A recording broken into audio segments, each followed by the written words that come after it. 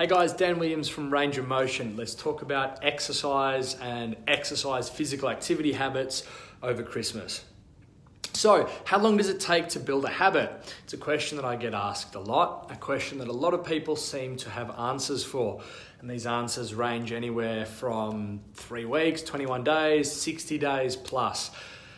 But my answer is a little bit different. How long does it take to build a habit? Well, as soon as you break that habit, the habit is gone. So, in my opinion, the time it takes to build a habit is the rest of your life. Because if you stop that behavior, if you stop that habit at any point during the rest of your life, the habit is gone. So, what does this have to do with exercising over Christmas? Well, one of the big focuses for you should not be to try and come out of the Christmas period more fit, stronger. It should just be to try and be about where you are now. Now, this doesn't just mean being about where you are now from a physical point of view, but also from a behavioral point of view. And this is where the habits come in. The aim for you over Christmas should be to hold on to the habits that you have built over the previous weeks, months, years, or decades. Maintenance is okay. So, what is the least amount of exercise you can do to still get this maintenance? Well, a lot of people will have this opinion that they either have to do their full exercise program or they do nothing. It's this all or nothing approach. And granted, people are probably going to eat some unhealthy food and drink too much over Christmas, and that is absolutely fine. But that doesn't mean that everything needs to fall apart. Maybe you don't need to be having 3 unhealthy meals every day. You can still be on the wagon, you can still be eating well, exercising well, carrying over these good habits, irrespective of the fact that there will be some little blips along the way, which again is absolutely fine. So it doesn't have to be perfect, your exercise program. In fact, only a very small amount of exercise is still going to have a really good effect, not only for your health, but also your ability to hold on to your habits. So let's have a look at exactly how that works. And we can actually graph the benefit of exercise on this y-axis. So this is your benefit.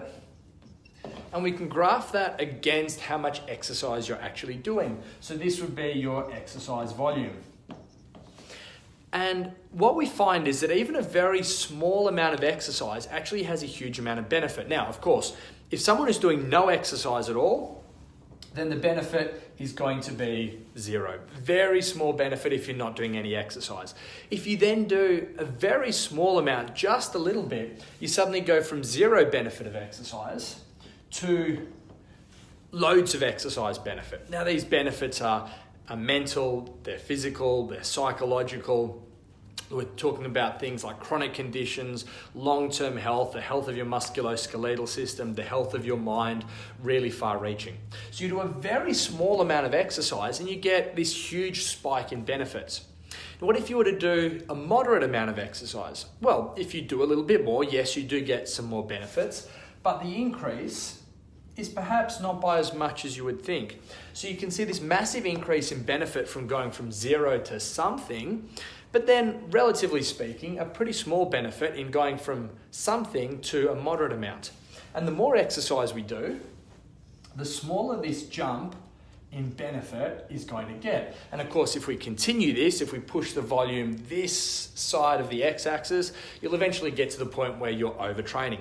But if we look at the general trend of this line, you see these improvements, these gains, but they're marginal gains, and the gains aren't as much over time. Now, what this tells you is that these people who think that they have to be doing all or nothing are missing out on a huge amount of benefit, a huge amount of gain from exercise. It's absolutely fine to fall back here, still get all of these benefits, all the physical, all the mental, all the psychological benefits of exercise without having to do as much as you normally do. And the benefits, of course, are twofold. Firstly, you hold on to your physical abilities, so then as you head into January, you're already there, you're good to go, and you can just continue on that path of improvement. And secondly, and I think more importantly, you can then hold on to your habits. And if you're holding on to your habits, then when you get back into January, you don't have to reset, you don't have to set these New Year's resolutions, you can continue exactly where you left off and then increase that volume back to your normal patterns.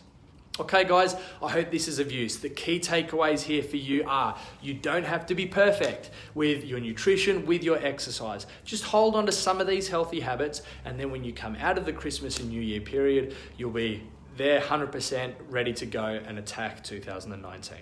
All right, guys, if you've got any questions about anything that I've covered or any suggestions as to how people can improve their ability to get through the next few weeks, please feel free to either post them in comments below and we'll open a dialogue.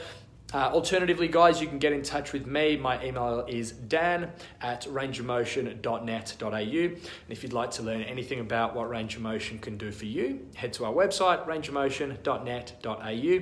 That's rangeofmotion.net.au. Thanks, guys. If I don't speak with you before, have a safe, healthy Christmas and New Year, and I will see you again soon. Bye.